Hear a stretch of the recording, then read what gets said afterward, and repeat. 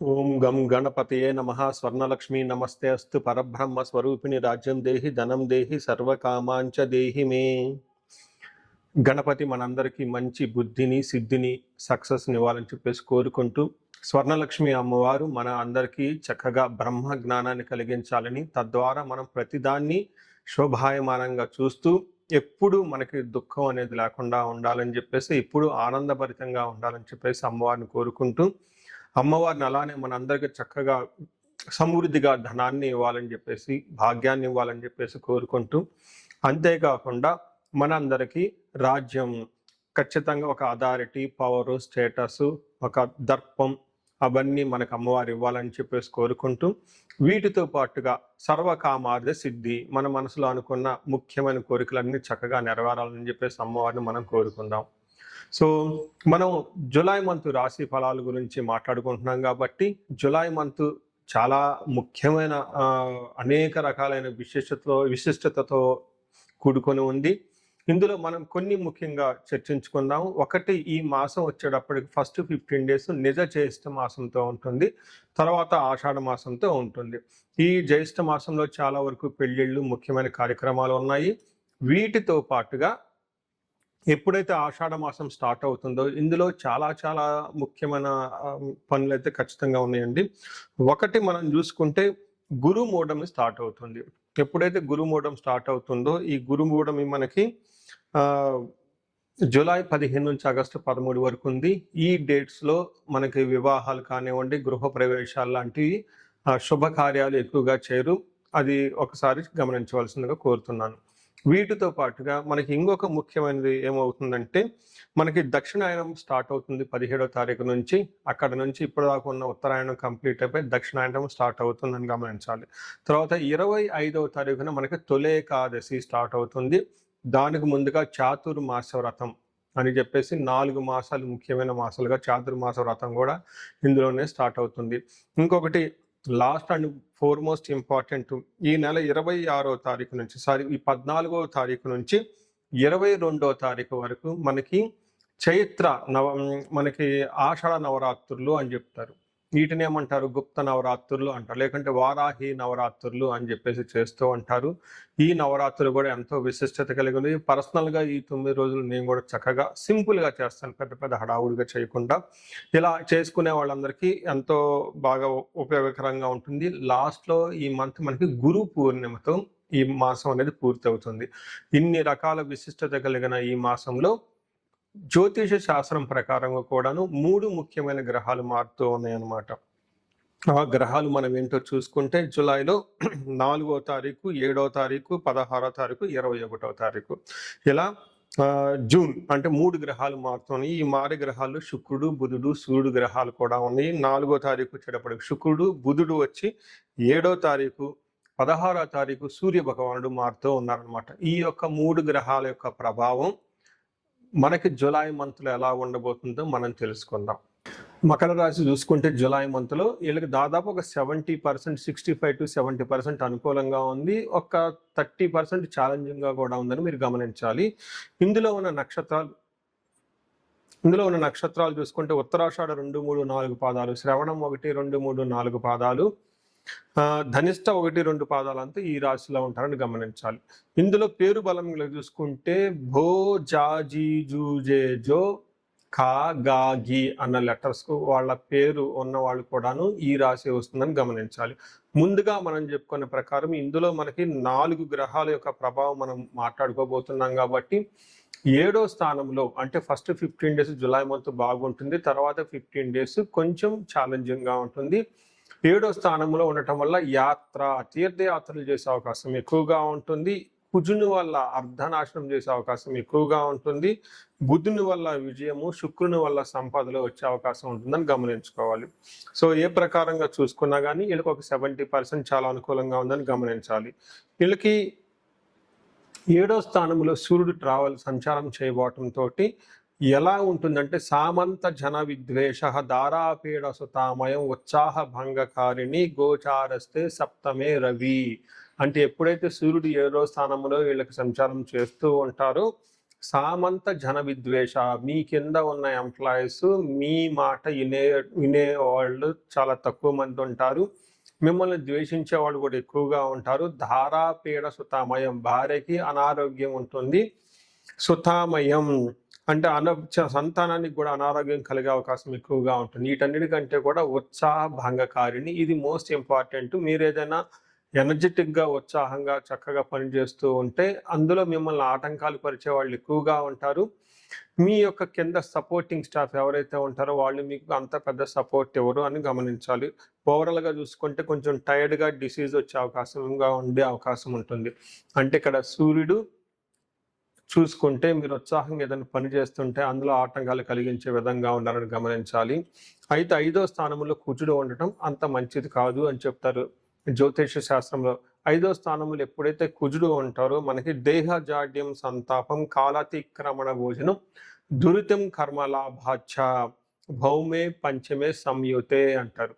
అంటే ఇందులో దేహ జాడ్యం, శారీరకంగా అనారోగ్యం కలిగే అవకాశం ఉంటుంది. సంతాప కాలాతిక్రమణ భోజనం అంటే శారీరకంగా చాలా బాడీ హీట్ చేసే అవకాశం ఎక్కువగా ఉంటుంది. అకాలానికి భోజనం చేసే అవకాశం ఉంటుంది. పాప పనులు చేయాలని ఒక ఆలోచన వస్తుంది. మంచి ఉద్దేశంతో ఏదైనా పని చేస్తే సరిగ్గా రిజల్ట్ రాదు. ఇక్కడ కొంచెం శరీరానికి గాయాలయ్యే అవకాశం కూడా శరీరానికి గాయాలయ్యే అవకాశం కూడా ఎక్కువగా ఉందని గమనించాలి. అంటే ఇక్కడ సూర్యుడు ప్లస్ కుజుడు ఇద్దరు కొంచెం ఇబ్బంది పెట్టే విధంగా ఉన్నారు. మెయిన్ హెల్త్ రిలేటెడ్, రెండోది ఇంటర్పర్సనల్ స్కిల్స్ కొంచెం ఎక్కువగా మెయింటైన్ చేసుకుంటే సరిపోతుంది. ఎక్కువగా ఎక్స్పెక్టేషన్స్ లేకుండా ఉంటే బాగుంటుంది. అదేవిధంగా మిగతా ఇప్పుడు చెప్పబోయే 2 గ్రహాలు మాత్రం చక్కగా సపోర్ట్ ఇస్తూ ఉన్నాయి. అందులో బుధుడు 6వ స్థానంలో ఉండటం వల్ల వస్త్రలాభో, ధాన్యలాభో, ధనలాభో, మోక్షపతి అంటారు. అంటే ఈ టైంలో వస్త్రాలు కొనే అవకాశం ఉంటుంది, ధాన్యం ప్రకారం బాగుంటుంది, ధనం బాగుంటుంది. అంతేకాకుండా మనసులో చాలా ధైర్యము ఉంటుంది. అంతేకాకుండా వాహనం సంసారం అని చెప్తూ ఉంటారు. ఇందులో ఏమవుతుందంటే జనాల పేరు, జయము, సుఖము, శాంతి, చక్కగా ధన బుద్ధి, ధనబలము అంత చక్కగా ఉందని గమనించుకోవాలి. అయితే 8వ స్థానంలో శుక్రుడు ఉండటం ఇది కూడా మంచిది. 8వ స్థానంలో ఎప్పుడైతే శుక్రుడు ఉంటారో వీళ్ళకి దుఃఖనాశ, మహాసౌఖ్యం, బంధుమిత్ర సమాగమ, రాజదర్శనం, అర్ధప్రాప్తి, రష్టమే భృగునందనే అని చెప్తారు. అంటే 8వ ఇంట్లో ఎప్పుడైతే శుక్రుడు ఉంటారో వీళ్ళకి మహాసుఖాలు కలుగుతూ ఉంటాయి. దుఃఖనాశనం, అప్పటిదాకా ఏదైనా విషయంలో బాధించబడుతూ ఉంటే ఆ దుఃఖం పోతుంది. రాజదర్శనం, పై అఫీషియల్ని కలుస్తూ ఉంటారు. ధన ప్రాప్తి ఉంటుంది. బంధువులతోటి, మిత్రులతోటి చక్కగా కలిసి ఉండే ఒక మంచి యోగ్యత కలిగి ఉందని గమనించాలి. అయితే నక్షత్రం ప్రకారం చూసుకుంటే నక్షత్రాల వారిగా కూడా వీళ్ళకి చాలా చక్కగా ఉంది. ఉత్తరాషాఢ, శ్రవణం, ధనిష్ట నక్షత్రాలు ఇందులో ఉంటాయి. అందులో ఉత్తరాషాఢ నక్షత్రం చూసుకుంటే వీళ్ళకి ధన ప్రాప్తి, జయము, రాజ్య లాభము, వస్త్ర లాభము చూపిస్తూ ఉంటుంది. అంటే ఈ టైంలో వీళ్ళకి ఒక కొత్త ఆపర్చునిటీ వచ్చే అవకాశం ఎక్కువగా ఉంటుంది. ధనహీనత, దరిద్రము, కొంచెం ధనానికి కూడా ఇబ్బంది పడే అవకాశం కనిపిస్తుంది ఈ నక్షత్రం వాళ్ళకి. శ్రవణం నక్షత్రం వాళ్ళకి రాజ్య లాభము, జయము, ధన ప్రాప్తి అంటే ఖచ్చితంగా ఒక ప్రమోషన్ కానీ వృత్తిరీత్యా ఉన్నతంగా వెళ్ళే అవకాశం ఎక్కువగా ఉంటుంది. రోగము, దరిద్రము, ఫైనాన్షియల్గా ఇబ్బంది పడే అవకాశం ఉంటుంది. ధనుష నక్షత్రం వాళ్ళకి అగైన్ వీళ్ళకి కొంచెం ఈ నక్షత్రం వాళ్ళకి కొంచెం జాగ్రత్తగా ఉండాలి. వీళ్ళకి ధనప్రాప్తి బాగుంది, జయప్రదంగా ఉంటుంది. కానీ కలహము, బంధనము, రోగము ఉంటుంది. అంటే ఇక్కడ గొడవలు అవటం, తద్వారా హెల్త్ కాంప్లికేషన్స్ ఉండే అవకాశం ఉంటుంది. రెండోది బంధించబడినట్లుండే పరిస్థితి కూడా ఉంటుంది. ఏదో ఒక ఆపర్చునిటీ వస్తుంది, దాంట్లో ముందుకెళ్తే బాగుంటుంది, వెనక్కి వెళ్తే బాగుంటుంది, ఏదైనా చేస్తే బాగుంటుందా, బాగుంటుందా, ఇలా రకరకాల ఆలోచనలు వచ్చే అవకాశం కూడా ఉంటుంది. కాబట్టి వీటన్నిటిని గమనించుకొని ధనిష్ట నక్షత్రం వాళ్ళు కొంచెం జాగ్రత్తగా ఉంటే సరిపోతుంది. వీటితో పాటుగా వేరే విధంగా లత్తలు ఎలాంటివి లేవు కాబట్టి ఒక రకంగా 65 to 70% చాలా అనుకూలంగా ఉంది. కొన్ని విషయాల మాత్రం జాగ్రత్తగా ముందు చెప్పుకునే విధంగా జాగ్రత్త తీసుకుంటే బాగుంటుంది. ఈ రాశి వాళ్ళు పరిహారం కింద విష్ణు ఆలయాలు దర్శించడం చాలా చాలా ఇంపార్టెంట్. ఆదివారం కానీ వెంకటేశ్వర స్వామి గుడి కానివ్వండి, రామాలయం కానివ్వండి, ఎనీ విష్ణు ఆలయాలు దర్శించడం చాలా ఇంపార్టెంట్. వీలైతే అనంత పద్మనాభ స్వామి ఎక్కడైనా కనుకుంటే దర్శనం చేసుకుంటే మీకు బాగా కలిసి వస్తుంది. ఈ రాశి వాళ్ళకి సూర్య నమస్కారాలు చేయటము, ఆదిత్య హృదయ స్తోత్రం చదవటము, తర్వాత కుజుడికి సంబంధించి క్షేత్ర పాలకులు అంటే మనకి నాగుల కట్ట అంటారన్నమాట. జంట నాగులు ఉంటాయి మనకి, మర్రి చెట్టు కింద, రావి చెట్టు కింద. ఇట్లాంటి వాటికి మీరు అభిషేకాలు చేసిన, పూజ చేసినా చక్కగా కలిసి వచ్చే అవకాశం ఎక్కువగా ఉంటుంది. ఈ రాశి వారికి అష్టైశ్వర్యాలు కలగాలని చెప్పేసి నేను కోరుకుంటున్నాను. ఇందులో 3 నక్షత్రాలు ఉంటాయి. అశ్విని, భరణి, కృతిక 3 నక్షత్రాలు ఇందులో ఉంటాయి. అశ్విని నక్షత్రం వాళ్ళని గమనించుకుంటే మనకి వీళ్ళకి ఐశ్వర్యవంతంగా ఉంటుంది, జయప్రదంగా ఉంటుంది. అయితే 2 విషయాలు జాగ్రత్తగా ఉండాలి. ఒకటి కలహము, బంధనము అని చెప్తూ ఉంటారు. అంటే గొడవలయ్యే అవకాశం ఎక్కువగా ఉంటుంది, బంధించబడినట్లు ఉండే అవకాశం కూడా ఉంటుంది. ఇక్కడ బంధించబడటం అంటే ఫ్యూచర్ గురించి ఆలోచించటం, ఎటు వెళ్తే బాగుంటుంది, ఎటు వెళ్తే డైరెక్షన్ ఉంటుంది, ఏది చేస్తే బాగుంటుంది, ఎలాంటి అవకాశాలు ఉంటుంది, ఇండియాలో ఉంటే బాగుంటుందా, లేదంటే ఎవరైనా బిజినెస్ చేస్తుంటే ఈ టైంలో బిజినెస్ చేస్తే బాగుంటుందా, జాబ్ చేస్తే బాగుంటుందా, ఇలా ఆలోచించే అవకాశం ఎక్కువగా ఉంటుంది. కన్ఫ్యూజన్లో ఉండే అవకాశం ఎక్కువగా ఉంటుంది. ఇలాంటప్పుడు మీరు ఒకసారి జాతక చక్రం చూపించుకుంటే చాలా చక్కగా ఉంటుంది. అలానే భరణి నక్షత్రం వాళ్ళకి ఐశ్వర్యవంతంగా, జయప్రదంగా ఉంటుంది. వీళ్ళు కూడాను కలహము, బంధనము, మరణ తుల్యం అని చెప్తారు. అంటే ఏదో ఒక విషయంలో జరుగుతున్న పని ఆగిపోతుంది, తద్వారా మీకు గొడవలు అయ్యే అవకాశం ఉంటుంది. తర్వాత కన్ఫ్యూజన్లో ఉండే అవకాశం కూడా ఎక్కువ ఉంటుంది. మోస్ట్లీ నెక్స్ట్ కృతికా నక్షత్రం వాళ్ళకి ఐశ్వర్యప్రదంగా ఉంటుంది, ధనలాభం ఉంటుంది, జయప్రదంగా ఉంటుంది. వీళ్ళకి కూడాను మరణము, కలహము, భయము, మరణ తుల్యం అంటారు. అంటే జరుగుతున్న పని ఎక్కడో ఆగిపోతుంది, ప్రోగ్రెస్ అనేది ఉండదు అని గమనించాలి. సో చూశారు కదండి ఈ 3 రాశుల వారికి ఈ 3 నక్షత్రాల వారికి ఎలా ఉందో. ఇందులోనూ అశ్విని నక్షత్రం వాళ్ళకి బుద్ధి నాశనం. అంటే అశ్విని నక్షత్రం వాళ్ళు రాంగ్ గైడెన్స్ తీసుకునే అవకాశం ఎక్కువగా ఉంటుంది, సరిగ్గా రాంగ్ ట్రాన్సాక్షన్ చేసే అవకాశం ఉంటుంది. కృతికా నక్షత్రం వాళ్ళకి కార్యహాని, అనుకున్న పనుల్లో స్మూత్గా వెళ్లకుండా కట్టింగులతో వ్యవహారం జరిగే అవకాశం ఉంది. సో ఇవన్నీ గమనించిన తర్వాత మీకు కొన్ని చోట్ల చాలా పాజిటివ్గా ఉంది, కొన్ని చోట్ల చాలా ప్రతికూలంగా ఉందని గమనించుకోవాలి.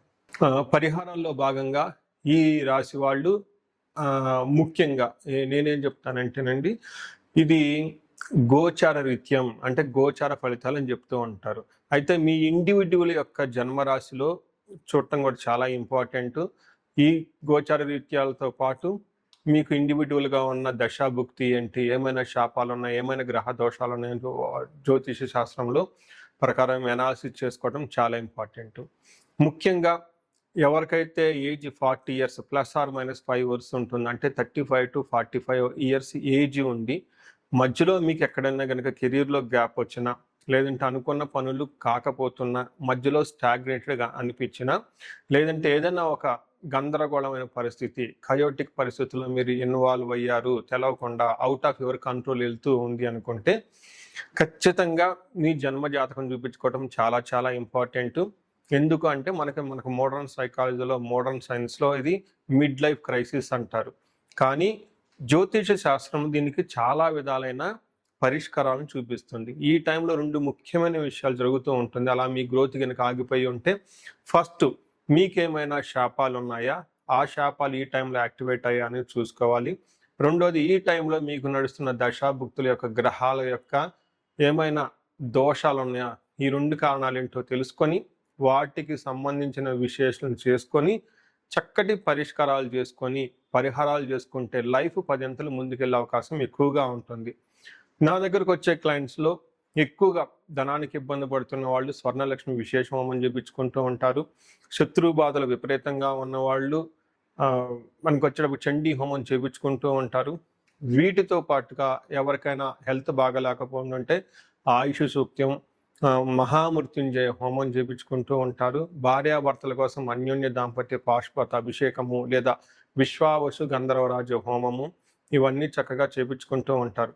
ఎలాంటి పరిస్థితులు మీకున్నా, ఎలాంటి సమస్యలు మీకున్నా, లేదంటే ఎలాంటి క్లారిఫికేషన్ మీకు కావాలనుకున్నా కానీ, ఫ్యూచర్ గురించి ప్లాన్స్లో కన్ఫ్యూజన్ ఉన్నా కానీ ఒక్కసారి మీ జన్మ జాతకం చూపించుకొని ఆ జాతకంలో ఏ ప్రకారంగా ఉందని తెలుసుకొని చక్కటి పరిష్కారాలు చేసుకుంటే లైఫ్ అనేది 10 అంతలు ముందుకెళ్ళే అవకాశం ఉంటుంది. మీ అందరికి అష్టైశ్వర్యాలు కలగాలని, భోగభాగ్యాలు కలగాలని చెప్పేసి నేను కోరుకుంటున్నాను.